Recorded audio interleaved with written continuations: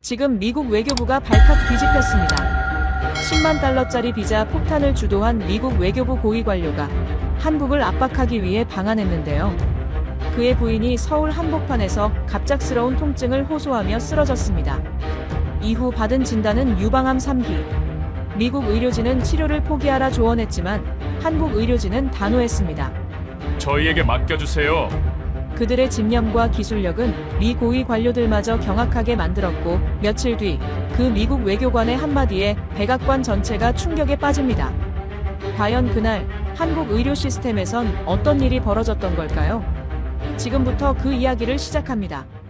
그 전에 구독과 좋아요 버튼을 눌러주시면 이 영상이 전 세계에 퍼져 미국의 횡포를 전 세계로 퍼뜨릴 수 있습니다. 그리고 우리 의료진을 응원하신다면 한국 최고라고 댓글로 남겨주세요.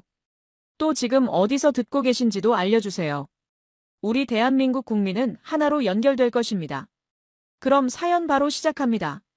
저는 에드워드 로웰입니다. 미국 상무부 차관보로 27년을 일했고 올해로 60세가 되었죠. 워싱턴에서 제 이름을 모르는 사람은 없었습니다. 제가 서명한 정책 문서 하나면 수천 개의 기업이 움직였고 수만 명의 운명이 바뀌었으니까요. 저는 H-1B 비자 수수료를 10만 달러로 인상하는 안건에 최종 서명을 했습니다. 펜을 놓는 순간 보좌관들이 박수를 쳤어요. 차관보님, 훌륭한 결정입니다. 저는 고개를 끄덕이며 미소 지었죠. 그게 옳다고 믿었으니까요. 제 책상 위에는 또 다른 보고서가 놓여 있었습니다. 한국 출신 연구원들의 이탈 현황이었어요. 지난 6개월간 347명이 본국으로 돌아갔다는 내용이었죠. 대부분 생명공학과 인공지능 분야의 핵심 인력이었습니다. 저는 그 숫자를 보며 생각했어요. 그래, 돌아가라. 어차피 우리가 더 나은 조건을 만들면 다시 올 거야. 오만했습니다. 한국 정부의 반응은 놀라울 정도로 조용했어요. 공식 성명도 없었고 항해 서한도 없었죠.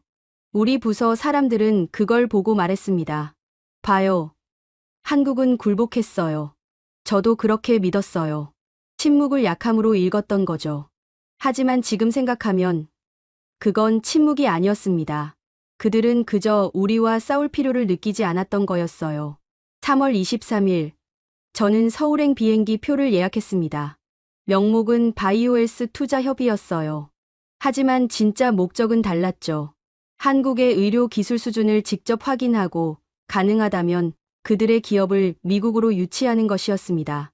그리고 은근히 압박도 주려고 했어요.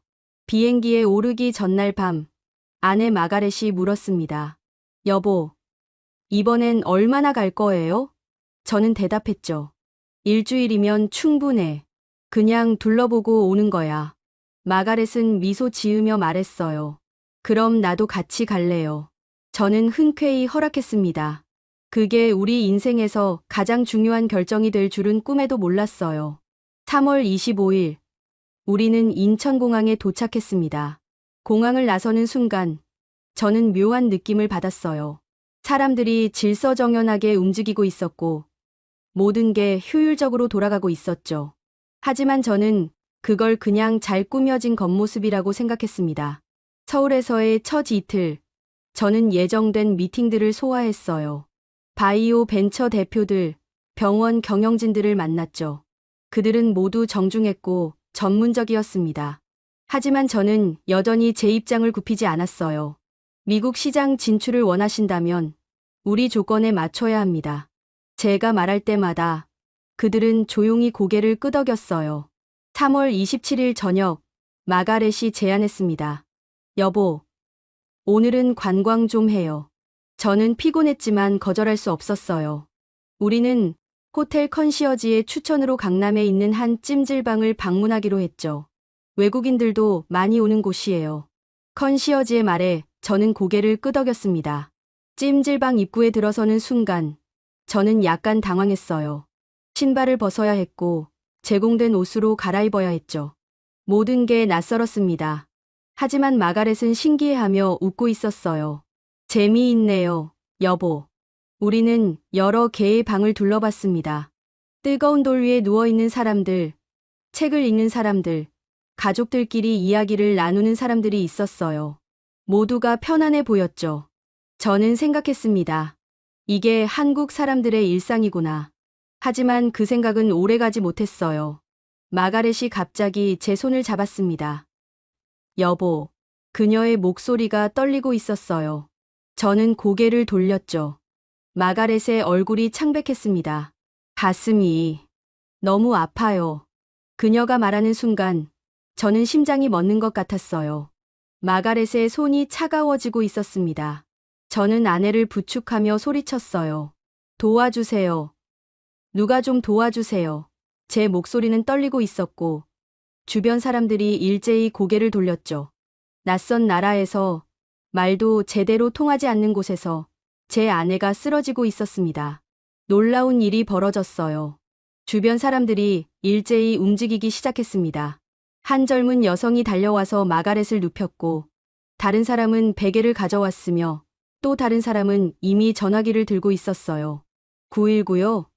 강남구 논현동 찜질방이에요. 외국인 여성분이 가슴 통증 호소하고 계세요. 그 사람의 목소리는 침착했고 정확했죠. 저는 그 모습을 보며 멍하니 서 있었습니다. 제가 할 수 있는 건 아무것도 없었어요. 그저 아내의 손을 잡고 있는 것뿐이었죠. 괜찮아, 여보.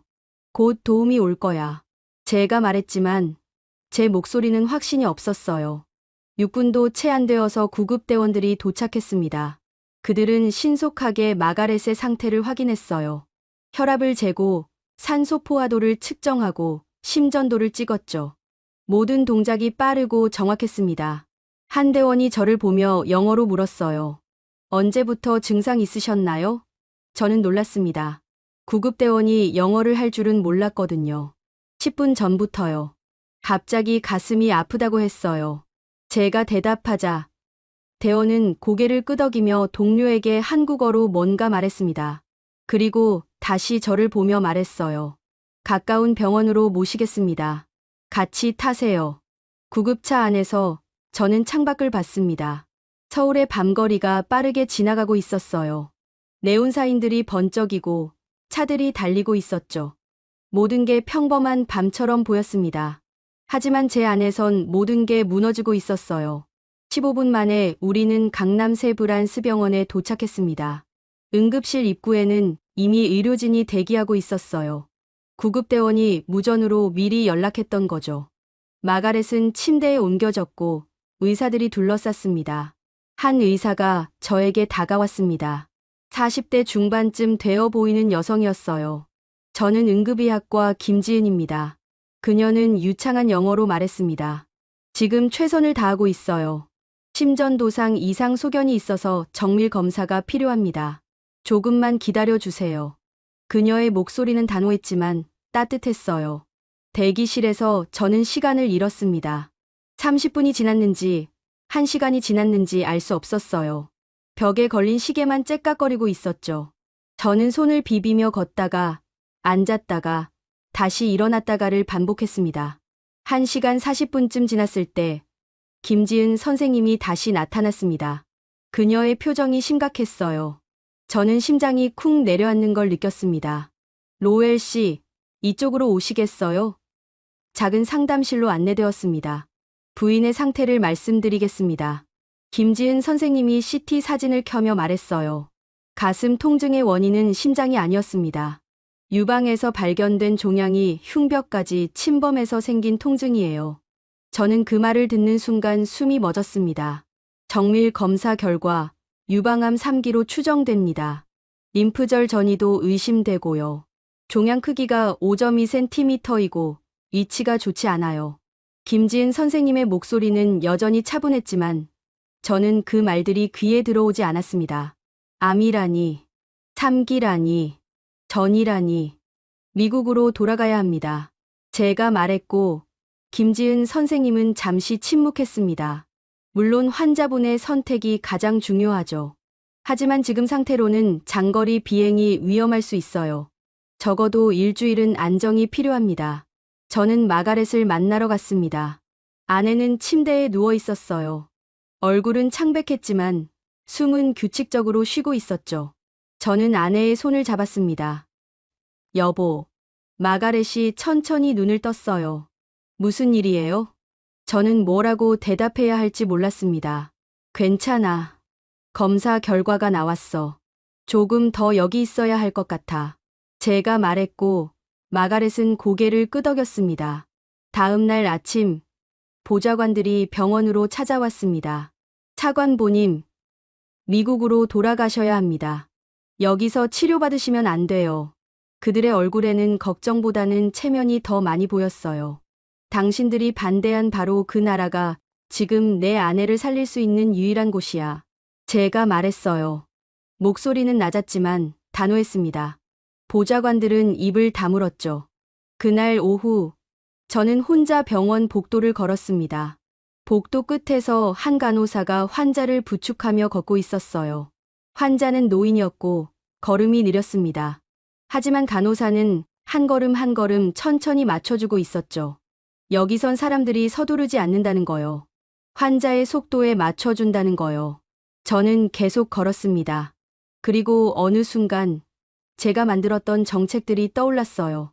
10만 달러의 비자 수수료, 347명의 이탈, 한국의 침묵, 그리고 지금 여기 이 병원. 모든 게 연결되고 있었습니다. 제가 밀어낸 사람들이 제 아내를 살리려고 하고 있었어요. 사흘째 되는 날, 미국에서 화상회의 요청이 들어왔습니다. 존스 홉킨스 병원의 종양내과 팀이었어요.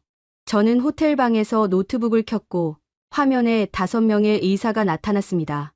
그들은 마가렛의 CT 사진과 조직검사 결과를 검토했다고 했어요. 로엘 차관보님, 솔직히 말씀드리겠습니다. 수석 종양내과 의사가 말했어요. 그의 이름은 데이비드 슈워츠였고 저는 그를 10년 전부터 알고 지냈습니다. 부인의 상태는 매우 심각합니다. 3기 유방암의 림프절 전이, 그리고 흉벽 침범까지 확인되었어요. 수술은 불가능합니다. 저는 화면을 뚫어지게 쳐다봤습니다. 불가능하다고요? 제 목소리가 떨렸어요. 슈워츠 박사는 고개를 끄덕였죠. 종양의 위치가 너무 안 좋아요. 우리가 권하는 건 고식적 항암 치료예요. 삶의 질을 유지하면서 시간을 버는 거죠. 시간을 번다. 그 말이 제 가슴을 찔렀습니다. 그건 치료가 아니었어요. 그건 포기였죠. 얼마나요? 제가 물었고 슈워츠 박사는 잠시 침묵했습니다. 2년에서 3년 정도로 예상됩니다. 회의는 40분 만에 끝났습니다. 저는 화면을 끄고 창밖을 봤어요. 서울의 하늘은 흐렸고 비가 내리기 시작했습니다.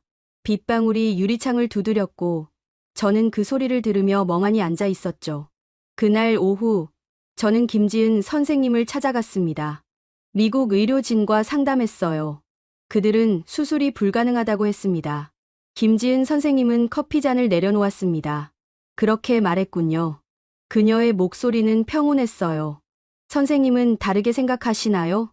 제가 물었고 그녀는 잠시 생각하더니 대답했습니다. 미국 동료들의 판단을 존중해요. 하지만 여기선 조금 다르게 접근합니다. 우리는 가망 없다는 말을 쉽게 하지 않아요. 작은 희망이라도 남아있다면 그걸 놓지 않으려고 하죠. 저는 그 말을 듣고 뭔가 가슴이 뜨거워지는 걸 느꼈습니다. 그런 방법이 있다는 말씀이신가요? 김지은 선생님은 고개를 끄덕였어요. 우리 병원의 유방암 센터장인 박현수 교수님과 상담해 보시는 게 좋겠어요. 이틀 후, 저는 박현수 교수를 만났습니다. 60대 초반의 남성이었어요. 머리는 희끗희끗했지만 눈빛은 날카로웠죠. 그는 마가렛의 차트를 꼼꼼히 살펴봤습니다. 10분 넘게 아무 말 없이 들여다봤어요. 어렵습니다. 박현수 교수님이 마침내 입을 열었어요. 하지만 불가능하진 않아요. 저는 그 말에 고개를 번쩍 들었습니다. 정말입니까? 미국 동료들의 판단이 틀린 건 아니에요. 전통적인 수술 방법으론 불가능합니다. 하지만 우리는 다른 접근을 시도할 수 있어요. 박현수 교수님이 화이트보드에 뭔가를 그리기 시작했습니다. 먼저 종양을 줄이는 거예요. 표적 항암제와 면역 치료를 병행해서 종양 크기를 최대한 줄입니다. 그리고 나서 수술을 시도하는 거죠. 성공 확률은요? 박현수 교수님은 잠시 망설이다가 대답했어요. 40% 정도입니다. 높진 않아요. 하지만 아무것도 안 하는 것보단 낫죠. 40%. 저는 그 숫자를 곱씹었습니다. 절반도 안 되는 확률이었어요. 하지만 미국 의료진이 말한 2년에서 3년보다는 나았습니다. 적어도 여긴 싸워보겠다고 하고 있었으니까요. 왜 미국 의사들은 이 방법을 시도하지 않을까요? 제가 물었고, 박현수 교수님은 조심스럽게 말했습니다. 아마도 위험, 대비 효과를 다르게 판단하는 것 같아요. 미국은 의료 소송이 많아서 의사들이 조심스러워요. 하지만 여긴 조금 다릅니다. 우리는 환자가 원한다면, 그리고 조금이라도 가능성이 있다면 시도해봐요. 저는 그 말을 듣고 뭔가 깨달았습니다. 제도의 차이였어요. 미국은 시스템이 의사를 보호했고, 한국은 의사가 환자를 보호했던 거죠. 저는 마가렛에게 돌아가 모든 걸 설명했습니다. 미국 의사들의 말도, 한국 의사들의 제안도요. 마가렛은 조용히 듣고 있었어요. 그리고 제 손을 잡으며 말했죠. 나는 해보고 싶어요. 여기 사람들, 뭔가 다른 것 같아요. 눈빛이 달라요. 저는 고개를 끄덕였습니다. 그래, 해보자. 끝까지 해보는 거야. 그날 밤, 저는 호텔 방에서 혼자 앉아 있었습니다. 창밖으로 서울의 야경이 보였어요. 수많은 불빛이 반짝이고 있었죠. 내가 만든 정책 때문에 수백 명이 떠났고, 정작 내 아내는 한국에게 기대고 있다니. 그 생각이 저를 짓눌렀어요. 다음 날 아침, 치료가 시작되었습니다. 마가렛은 항암제를 맞기 시작했어요. 첫날은 괜찮았습니다. 하지만 이틀째부터 부작용이 나타났죠. 구토가 시작됐고 머리카락이 빠지기 시작했으며 얼굴은 더 창백해졌어요. 어느 날 저녁, 한 간호사가 마가렛의 이마를 닦아주고 있었습니다. 저는 그 모습을 보다가 물었어요. 선생님들은 항상 이렇게 하시나요? 간호사는 고개를 들며 미소 지었습니다. 네.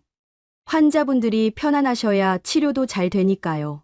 저는 그 대답을 듣고 가슴이 먹먹해졌습니다. 미국에선 이렇게까지 하지 않았거든요. 하지만 여긴 달랐습니다. 환자를 사람으로 대하고 있었어요. 일주일이 지났습니다. 마가렛의 상태는 조금씩 나아지고 있었어요. 종양 수치가 떨어지기 시작했고 통증도 줄어들었죠. 박현수 교수님은 만족스러운 표정으로 말했습니다. 잘 되고 있어요. 이대로만 가면 한 달 후엔 수술을 시도해 볼 수 있을 겁니다. 저는 그 말을 듣고 처음으로 희망을 느꼈습니다. 3주째가 되던 날, 미국 대사관에서 연락이 왔습니다. 저는 대사관 경제 담당 참사관인 제임스 휘틀러를 15년 전부터 알고 지냈어요. 그는 제 사무실로 전화를 걸어왔고 목소리는 조심스러웠습니다. 차관보님, 잠깐 뵐 수 있을까요? 저는 마가렛의 병실을 나와 병원 근처 카페에서 그를 만났습니다. 휘틀러는 평소와 달리 긴장한 표정이었어요. 차관보님, 워싱턴에서 우려의 목소리가 나오고 있습니다. 부인께서 한국에서 치료를 받고 계신 게 알려졌어요. 일부 의원들이 문제 삼고 있습니다. 그게 문제라는 겁니까? 제 목소리는 낮았지만 날카로웠어요. 휘틀러는 고개를 저었죠. 저의 생각이 아닙니다. 하지만 현실적으로 차관보님의 입장이 난처해질 수 있어요. 귀국하시는 게 좋겠습니다. 저는 창밖을 봤습니다.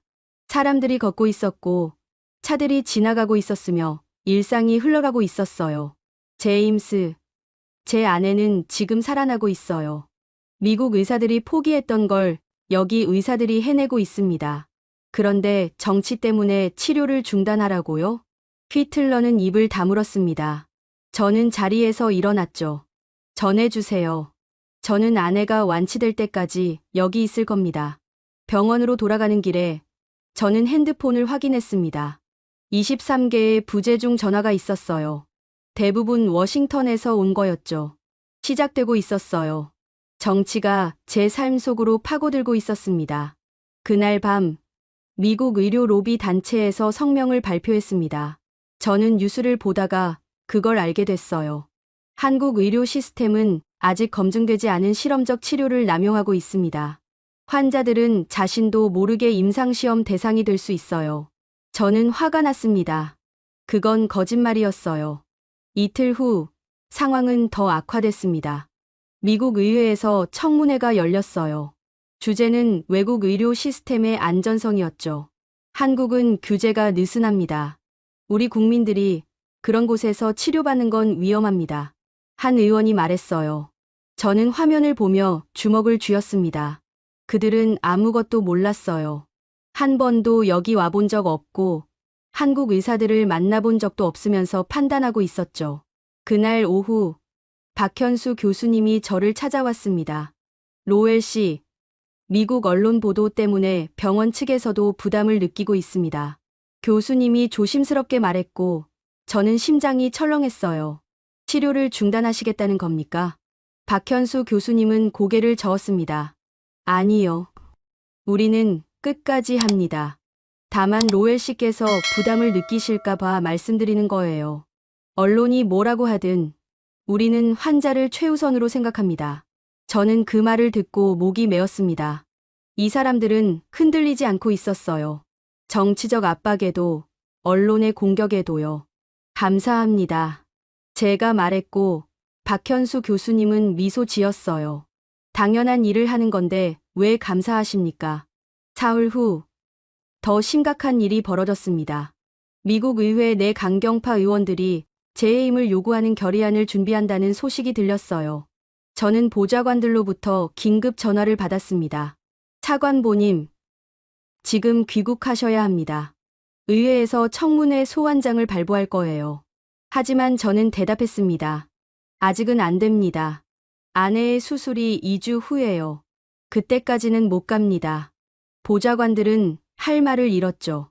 이건 정치 생명이 걸린 일이에요. 알고 있습니다. 하지만 제 아내의 생명보다 중요한 정치 생명은 없습니다. 그날 밤, 저는 마가렛의 병실에 앉아 있었습니다. 아내는 잠들어 있었어요. 얼굴은 여전히 창백했지만 숨소리는 고르고 평온했죠. 저는 아내의 손을 잡으며 생각했습니다. 정치와 의료, 둘 중 뭐가 더 중요한가? 예전에 저라면 망설임 없이 정치라고 답했을 거예요. 하지만 지금은 달랐습니다. 의료가 사람을 살린다는 걸 알았어요. 그리고 사람보다 중요한 정치는 없다는 것도요. 다음 날, 한국 기자들이 병원 앞에 모여들기 시작했습니다. 병원 측은 보안을 강화했고, 저는 병원 밖으로 나가지 않았어요. 어느 날 오후, 한 간호사가 병실로 들어왔습니다. 20대 중반쯤 되어 보이는 젊은 여성이었어요. 로엘 씨, 이거 드시라고 가져왔어요. 그녀는 작은 도시락 하나를 건넸습니다. 손수 만든 김밥이었어요. 요즘 많이 힘드시죠? 환자 보호자분들도 잘 드셔야 해요. 저는 그 도시락을 받아들었습니다. 손에서 온기가 느껴졌어요. 감사합니다. 저는 김밥을 하나 집어 먹었습니다. 맛있었어요. 단순했지만 따뜻했고 진심이 느껴졌죠. 그날 저녁, 저는 처음으로 언론 인터뷰를 했습니다. 한국 방송국이었어요. 기자는 조심스럽게 물었습니다. 미국에서 비판이 많은데 어떻게 생각하십니까? 저는 카메라를 똑바로 쳐다보며 대답했습니다. 제가 본 한국 의료는 그들이 말하는 것과 다릅니다. 여기 의사들은 환자를 포기하지 않아요. 희망이 조금이라도 있으면 끝까지 싸웁니다. 제 아내가 지금 살아있는 건 그 덕분이에요. 그 인터뷰는 다음날 방송됐고 미국 언론도 받아서 보도했습니다. 반응은 엇갈렸어요. 하지만 저는 신경 쓰지 않았습니다. 중요한 건 마가렛이었으니까요. 수술 이틀 전 박현수 교수님이 저희를 불렀습니다. 상담실에는 교수님 외에도 4명의 의료진이 더 있었어요. 마취과 영상의학과, 종양내과, 재활의학과 전문의였죠. 그들은 각자 준비해온 자료를 펼쳐놓았습니다. 로엘 씨, 마가렛 씨, 수술 계획을 말씀드리겠습니다. 박현수 교수님이 입을 열었어요. 지난 4주 동안 표적 항암제와 면역 치료가 효과를 보였습니다. 종양 크기가 5.2cm에서 3.2cm로 줄었어요. 저는 그 말을 듣고 마가렛의 손을 꼭 잡았습니다. 아내도 제 손을 꼭 쥐었어요. 하지만 쉽지 않습니다. 교수님이 계속 말했어요. 종양이 흉벽에 붙어 있어서 완전 절제가 어려워요. 수술 시간은 6시간에서 8시간 정도 예상됩니다. 저는 그들의 말을 들으며 놀랐습니다. 모든 게 세밀하게 계획되어 있었어요. 한 사람의 수술을 위해 이렇게 많은 사람이 이렇게 오랜 시간을 준비했다는 게 믿기지 않았죠. 수술 전날 밤, 저는 마가렛과 함께 병실 창가에 서 있었습니다. 밖은 어두웠고 서울의 불빛들이 반짝이고 있었어요. 여보, 내일 만약 내가. 마가렛이 입을 열었고 저는 아내를 안았습니다. 당신은 깨어날 거예요. 꼭 깨어나야 해요. 수술 당일 아침, 간호사들이 마가렛을 수술실로 옮기기 위해 왔습니다. 저는 침대를 따라 복도를 걸었어요. 수술실 앞에서 저는 멈춰 섰습니다. 마가렛이 제 손을 잡았어요. 사랑해요. 나도 사랑해요. 곧 다시 만나요. 대기실에서 시간은 너무 느리게 흘렀어요. 1시간, 2시간, 3시간이 지났습니다. 저는 기도하기 시작했어요. 오랜만에 하는 기도였습니다. 4시간쯤 지났을 때 수술실 문이 열렸습니다. 한 간호사가 나와서 저를 불렀어요. 로엘 씨, 수술이 순조롭게 진행되고 있어요. 조금 더 시간이 걸릴 것 같은데 너무 걱정 마세요. 저는 안도의 한숨을 쉬었습니다. 7시간째, 갑자기 수술실에서 사람들이 빠르게 움직이는 소리가 들렸습니다. 저는 심장이 멎는 것 같았어요. 문이 열렸고 의료진 한 명이 뛰어나왔어요. 면역 반응이 과도하게 나타났어요. 지금 조절하고 있습니다. 저는 그 말을 듣고 주저앉고 싶었습니다. 하지만 참았어요. 저는 벽에 기대서서 눈을 감았죠. 제발, 제발 살려주세요. 30분이 더 지났습니다. 그리고 마침내 8시간 20분 만에 수술실 문이 열렸습니다. 박현수 교수님이 나왔어요. 수술복은 땀에 젖어 있었고 얼굴은 지쳐 보였지만 눈빛은 살아 있었습니다. 성공했습니다. 교수님이 말했어요. 종양을 완전히 제거했고 림프절도 깨끗이 정리했습니다. 면역 반응 과다가 있었지만 빠르게 대처해서 안정시켰어요. 저는 그 순간 무릎이 풀렸습니다. 교수님이 저를 붙잡았어요. 로엘 씨, 괜찮으세요? 저는 고개를 끄덕였지만 눈물이 흘러내렸습니다. 감사합니다. 정말 감사합니다. 박현수 교수님은 제 어깨를 두드렸습니다. 저희가 한 일이에요. 저는 회복실로 갔습니다. 마가렛은 아직 마취에서 깨어나지 않은 상태였어요. 저는 아내의 손을 잡았습니다. 손은 따뜻했어요. 살아 있었습니다. 1시간쯤 지났을 때 마가렛이 천천히 눈을 떴습니다. 여보, 저는 웃으며 대답했습니다. 나 여기 있어요. 당신 해냈어요. 그날 밤, 저는 병원 옥상에 올라갔습니다. 서울의 야경이 펼쳐져 있었어요. 수많은 불빛이 반짝이고 있었고 도시는 살아 숨쉬고 있었죠. 저는 그 풍경을 보며 생각했습니다. 이 나라엔 뭔가 특별한 게 있다. 그건 기술만이 아니었어요. 물론 그들의 의료 기술은 뛰어났습니다. 국산 신약도 있었고 인공지능 기반 진단 시스템도 있었죠. 하지만 그보다 더 중요한 게 있었어요. 사람이었습니다. 환자를 숫자가 아니라 이름으로 부르는 사람들이었어요. 그들은 포기하지 않았습니다. 40%의 확률이라도 잡으려 했어요. 왜냐하면 그 40%가 누군가에겐 100%의 삶이니까요. 저는 그제야 깨달았습니다. 제가 밀어낸 347명의 연구원들이 왜 돌아갔는지를요. 그들은 도망친 게 아니었어요. 돌아온 거였죠.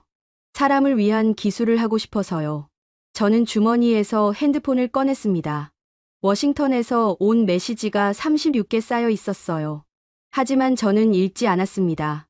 대신 다른 번호로 전화를 걸었죠. H1B 비자 수수료 개정안을 준비해주세요. 원상 복구합니다. 그리고 한국과의 의료 교류 확대 방안도 검토해주세요. 보좌관은 잠시 침묵했습니다. 차관보님, 지금 상황에서 저는 그의 말을 끊었어요. 지금이 적기입니다. 제가 직접 경험했으니까요. 전화를 끊고 저는 다시 야경을 봤습니다. 차가운 바람이 불었지만 저는 춥지 않았어요. 오히려 따뜻했습니다. 제 안에서 뭔가 변하고 있었거든요. 수술 후 사흘째, 마가렛은 일반 병동으로 옮겨졌습니다. 회복 속도가 예상보다 빨랐어요. 박현수 교수님은 만족스러운 표정으로 말했죠. 상처 회복도 좋고 염증 수치도 정상이에요. 이대로만 가면 2주 후엔 퇴원 가능할 겁니다. 저는 그 말을 듣고 안도했습니다. 하지만 동시에 복잡한 감정도 들었어요. 퇴원한다는 건 미국으로 돌아간다는 뜻이었으니까요. 그날 오후 저는 노트북을 열어 미국 뉴스를 확인했습니다. 예상대로 언론은 여전히 저를 공격하고 있었어요. 하지만 그 중에는 다른 목소리도 있었습니다. 로웰의 선택, 가족이 먼저다. 한국 의료 기술, 재평가 필요 같은 기사도 보였어요. 여론이 조금씩 바뀌고 있었습니다. 나흘째 되는 날, 저는 기자회견을 열기로 결정했습니다. 병원 측에서 회의실을 빌려줬어요. 한국과 미국 양쪽 기자들이 모였죠. 저는 단상에 섰습니다. 준비한 원고는 없었어요. 여러분, 저는 에드워드 로웰입니다. H-1B 비자 수수료 인상을 주도한 사람이기도 합니다. 기자들이 술렁였습니다. 저는 그 정책이 옳다고 믿었습니다. 하지만 틀렸습니다. 제가 본 건 숫자였고 제가 놓친 건 사람이었어요. 제 아내는 한국에서 생명을 구했습니다. 미국 의료진이 포기했던 걸 한국 의료진이 해냈어요. 그들은 제 아내를 환자 번호로 부르지 않았습니다. 마가렛이라고 불렀죠. 그리고 마가렛을 살리기 위해 최선을 다했습니다. 한 기자가 손을 들었습니다. 한국 의료를 비판했던 미국 의료계에 하실 말씀은요? 저는 잠시 생각하다가 대답했어요. 내가 본 한국은 그들이 말하는 것과 다릅니다. 여기엔 실험실이 아니라 희망이 있어요. 그들이 직접 와서 봤으면 좋겠습니다. 기자회견은 1시간 동안 이어졌습니다. 그날 밤, 그 영상이 미국 전역에 퍼졌어요. 소셜미디어에서 엄청난 반응이 일었죠. 적어도 대화는 시작됐습니다. 일주일째 되는 날, 저는 마가렛과 함께 병원 정원을 산책했습니다. 아내는 아직 천천히 걸었지만 혼자 걸을 수 있었어요. 정원에는 벚꽃이 피기 시작하고 있었습니다. 연분홍색 꽃잎들이 바람에 흔들리고 있었죠. 여보, 예쁘다. 마가렛이 말했고 저는 고개를 끄덕였습니다. 우리는 벤치에 앉았어요. 마가렛은 제 어깨에 머리를 기댔습니다. 여기 사람들, 정말 특별한 것 같아요. 마음을 다하는 느낌이에요. 저는 그 말에 공감했습니다. 맞아요. 그들은 환자를 대할 때 통계를 보는 게 아니라 눈을 봐요. 마가렛은 미소 지었습니다. 당신도 변했어요.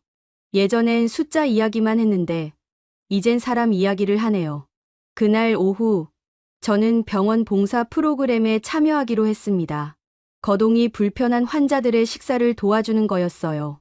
처음엔 어색했습니다. 저는 평생 서빙을 해본 적이 없었거든요.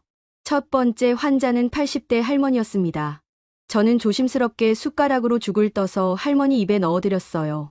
고맙습니다. 할머니가 작은 목소리로 말씀하셨어요. 저는 그 순간 뭔가 뜨거운 게 가슴에서 올라오는 걸 느꼈습니다. 두 번째 환자는 50대 남성이었습니다. 폐암 말기였다고 했어요. 미국 분이시죠? 뉴스에서 봤어요. 부인분 수술 잘 되셨다면서요? 다행이네요. 환자분이 말했고 저는 감사하다고 답했습니다. 좋은 나라죠, 여긴. 사람 냄새 나는 곳이에요. 환자분이 말했어요. 저는 그 말을 듣고 목이 메었습니다. 죽음을 앞둔 사람이 자기 나라를 자랑스러워한다니요. 이틀 후 놀라운 소식이 들려왔습니다. 미국 의회에서 재해임 결의안이 부결됐다는 거였어요. 여론이 바뀌면서 의원들도 입장을 바꾼 거죠. 차관보님, 이제 귀국하셔도 됩니다. 보좌관이 전화로 말했습니다. 저는 그 말을 듣고 안도했지만 동시에 복잡한 감정도 들었습니다. 이제 돌아가야 한다는 게 섭섭했거든요. 아직은 안 갑니다. 아내가 완전히 회복될 때까지 여기 있을 거예요. 그날 저녁, 저는 병실 창가에서 서울의 야경을 바라봤습니다. 불빛들이 반짝이고 있었고 도시는 살아 숨 쉬고 있었어요. 미국이 잃은 것, 한국이 지키고 있었군요. 그 생각이 들었습니다. 마가렛이 제 뒤로 와서 섰습니다. 여보, 우리 조금 더 있다 가요. 좀 더 이곳에 있고 싶어요. 저는 아내의 손을 잡으며 대답했습니다. 그래요. 우리 천천히 가요. 3주가 지났을 때 박현수 교수님이 저희를 다시 불렀습니다. 정기 검진 결과를 설명하기 위해서였어요. 좋은 소식입니다. 수술 부위가 깨끗하게 회복됐어요. 림프절도 문제 없고 전이 흔적도 보이지 않습니다. 교수님의 말에 저는 마가렛의 손을 꼭 잡았어요. 그럼 이제 괜찮은 건가요? 마가렛이 조심스럽게 물었고 박현수 교수님은 잠시 생각하다가 대답했습니다. 완치라는 표현은 아직 이르지만 아주 잘 되고 있어요. 다만 추가 치료가 필요합니다. 항암 치료를 3달 더 진행해야 해요. 재발 방지를 위해서죠. 저는 결심했습니다. 3달 더 한국에 있기로요. 워싱턴에 연락해서 휴직을 신청했어요. 보좌관들은 이해한다고 말했죠. 차관보님, 가족이 우선입니다. 한국에서의 생활이 시작됐습니다. 저는 병원 근처에 작은 아파트를 빌렸어요. 아파트는 작았지만 깨끗했고 창밖으로는 남산이 보였죠. 첫날 밤, 저희는 거실에 앉아 있었습니다. 여보, 이상하게 편하네요. 여기가 낯설지 않아요. 마가렛이 말했고 저도 같은 느낌이었습니다. 다음 날부터 저는 마가렛과 함께 병원을 오가기 시작했습니다. 항암 치료는 일주일에 3번이었어요. 치료실에서 기다리는 동안 저는 다른 환자들을 보게 됐습니다. 한 환자는 20대 청년이었어요. 백혈병이라고 했죠. 혼자 오셨어요? 제가 물었고 청년은 미소 지었습니다. 네. 부모님이 지방에 계셔서요. 괜찮아요. 여기 간호사 선생님들이 잘 챙겨주셔서요. 저는 그 말을 듣고 또 한 번 느꼈습니다. 여기선 환자가 이름이라는 걸요. 일주일이 지났습니다. 마가렛의 항암 치료는 순조로웠어요. 부작용도 예상보다 적었고 체력도 조금씩 회복되고 있었죠. 저는 아내와 함께 병원 근처를 산책하기 시작했습니다. 어느 날 오후, 우리는 작은 공원을 발견했어요. 벤치가 몇 개 있었고 나무들이 그늘을 만들고 있었죠. 한 할머니가 아이들에게 떡을 나눠주고 있었어요. 우리 손주 돌이라서요. 나눠드리는 거예요. 할머니는 저희에게도 떡을 건넸습니다. 드세요. 맛있어요. 우리는 떡을 먹으며 미소 지었습니다. 달콤했어요. 여긴 사람들이 나누는 걸 좋아하는 것 같아요. 마가렛이 말했고 저는 고개를 끄덕였습니다. 2주가 지났을 때 저는 한국어를 배우기 시작했습니다. 병원에서 제공하는 무료 강좌였어요. 처음엔 어려웠지만 선생님이 인내심을 갖고 가르쳐줬습니다. 한 달쯤 지났을 때 저는 간단한 인사말을 할 수 있게 됐어요. 제가 한국어로 인사하자 간호사들이 놀라며 웃었습니다. 어느 날 저녁, 저희는 병원 근처 식당에 갔습니다. 작은 한식당이었어요. 저는 서툰 한국어로 주문했습니다. 된장찌개 2인분 주세요. 아주머니는 깜짝 놀라며 웃었어요. 어머, 한국말 하시네요. 음식이 나왔을 때 우리는 맛있게 먹었습니다. 뜨거웠지만 구수하고 따뜻했어요. 2달째 접어들었을 때 박현수 교수님이 저를 따로 불렀습니다. 로엘 씨, 마가렛 씨의 경과가 아주 좋아요. 예상보다 훨씬 빠르게 회복되고 있습니다. 그럼 완치될 수 있나요? 제가 물었고 교수님은 조심스럽게 대답했습니다. 5년 동안 재발이 없으면 그땐 완치라고 할 수 있죠. 그날 오후 저는 혼자 병원 정원을 걸었습니다. 실록이 우거져 있었고 여름이 다가오고 있었어요. 정원 한쪽에서 한 의료진이 환자에게 손편지를 건네는 걸 봤습니다. 환자는 그 편지를 읽으며 눈물을 흘렸어요. 회복을 응원하는 편지구나. 저는 생각했습니다. 3달째가 되던 날, 마가렛은 마지막 항암 치료를 받았습니다. 치료실에서 나올 때 간호사들이 박수를 쳐줬어요. 마가렛 씨, 수고 많으셨어요. 정말 잘 견디셨어요. 마가렛은 눈물을 흘리며 웃었습니다. 저도 울고 있었어요. 우리는 해냈습니다. 그날 저녁, 저희는 회복실 창가에 섰습니다. 창밖으로는 서울의 석양이 보였어요. 하늘이 붉게 물들고 있었죠. 여보, 저기 봐요. 마가렛이 가리키는 곳을 보니 벚꽃나무 아래에서 한 부부가 손을 잡고 걷고 있었어요. 천천히요. 우리도 저렇게 걸을 수 있겠죠? 마가렛이 물었고 저는 대답했습니다. 물론이죠. 우리 내일부터 매일 걸어요. 마가렛은 제 품에 안겼습니다. 창밖으로는 한국의 여름이 그리고 우리의 미래가 펼쳐지고 있었습니다.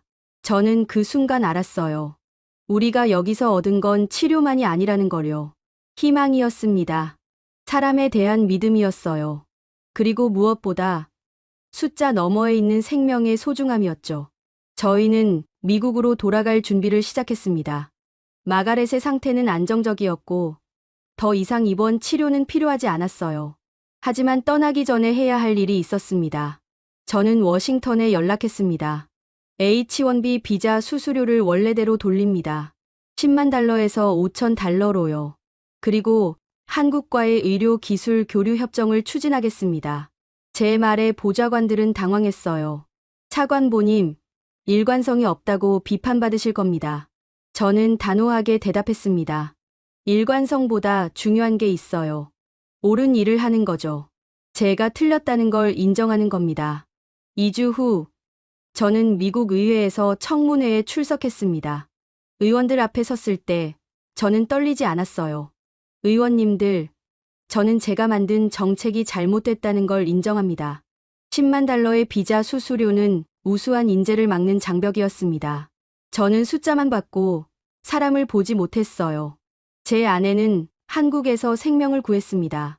미국 의료진이 2년에서 3년이라고 했을 때 한국 의료진은 희망을 말했어요. 그들은 40%의 가능성을 잡았고 성공했습니다. 그게 한국이었어요. 한 의원이 손을 들었습니다. 그럼 미국 의료가 한국보다 못하다는 말입니까? 저는 고개를 저었어요. 다를 뿐이죠.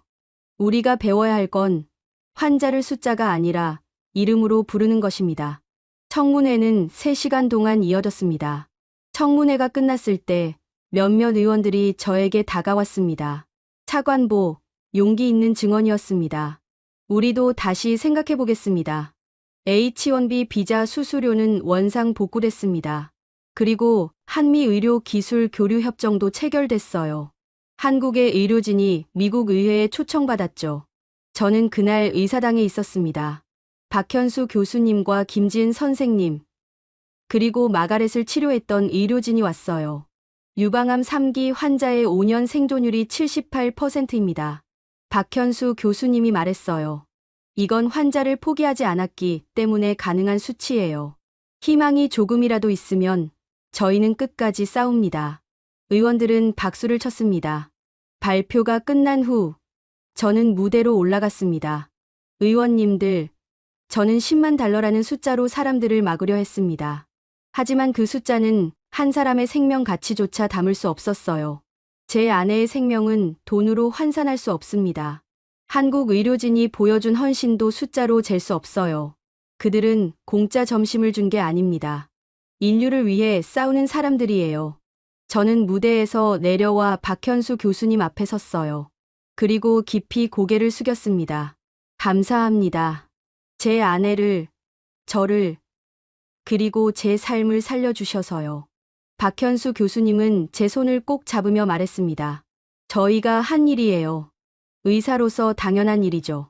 그날 저녁, 저희는 한국 의료진을 위한 만찬을 열었습니다. 워싱턴의 한 호텔이었어요. 저는 건배사를 했습니다. 오늘 이 자리는 감사의 자리입니다. 한국 의료진에게 감사하고 그들이 보여준 인간애에 감사합니다. 건배합니다. 석 달 후, 저와 마가렛은 다시 한국을 방문했습니다. 정기 검진을 위해서였어요. 인천공항에 내렸을 때 저는 이상한 느낌을 받았습니다. 집에 돌아온 것 같았어요. 병원에 도착했을 때 간호사들이 저희를 반겼습니다. 로웰 씨, 마가렛 씨, 오셨어요. 검진 결과는 완벽했습니다. 재발 징후도 없고 모든 수치가 정상이었어요. 검진을 마치고 저희는 병원 정원을 걸었습니다. 벚꽃이 다시 피어 있었어요. 1년 만이었죠. 여보, 1년 전 기억나요? 마가렛이 물었고 저는 고개를 끄덕였습니다. 그날이 우리 인생에서 가장 중요한 날이었던 것 같아요. 우리가 진짜 중요한 게 뭔지 알게 된 날이니까요. 그날 저녁, 저희는 병원 직원들과 작은 모임을 가졌습니다. 우리는 음식을 먹으며 지난 1년을 이야기했어요. 로웰 씨, 이제 한국어 많이 늘으셨죠? 한 간호사가 물었고, 저는 서툰 한국어로 대답했습니다. 감사합니다. 정말 감사합니다. 모임이 끝나고 저희는 병원 옥상에 올라갔습니다. 서울의 불빛이 반짝이고 있었죠. 여보, 질문 하나 해도 돼요? 당신은 언제 한국이 따뜻하다고 느꼈어요? 저는 잠시 생각했습니다. 매 순간이었어요. 이곳 사람들은 환자를 숫자로 보지 않았어요. 이름으로 불렀죠. 마가렛이라고요. 그게 따뜻함이었어요. 일주일 후, 저희는 미국으로 돌아갔습니다. 하지만 한국은 우리 안에 남아 있었어요. 이제 저는 정책 문서를 볼 때 숫자 너머를 봤습니다. 그 숫자 뒤에 있는 사람들을요. 지금 저는 이 이야기를 쓰고 있습니다. 여러분과 나누기 위해서요. 10만 달러라는 숫자가 얼마나 오만한 것이었는지, 그리고 0원이라는 값어치가 한 사람의 생명에 얼마나 못 미치는지를요. 한국은 제 아내를 살렸습니다. 하지만 그것만이 아니었어요. 저를 살렸고 제 시야를 바꿨으며 제 삶에 의미를 줬죠. 그리고 가장 중요한 건 사람이 사람을 살릴 수 있다는 걸 보여줬어요. 여러분은 언제 한국이 따뜻하다고 느끼셨나요? 아니면 여러분의 삶에서 누군가의 따뜻함이 여러분을 살린 순간이 있었나요? 댓글로 나눠주세요. 이 이야기가 마음에 닿으셨다면 구독과 좋아요 부탁드립니다. 10만 달러는 한 사람의 생명을 살 수 없습니다. 하지만 한 사람의 마음은, 한 사람의 헌신은, 한 사람의 따뜻함은 생명을 살릴 수 있어요. 감사합니다. 끝까지 들어주셔서요. 그리고 기억해주세요. 우리는 숫자가 아니라 사람이라는 것을요. 사람이라는 것을요. 사람이라는 것을요. 사람이라는 것을요.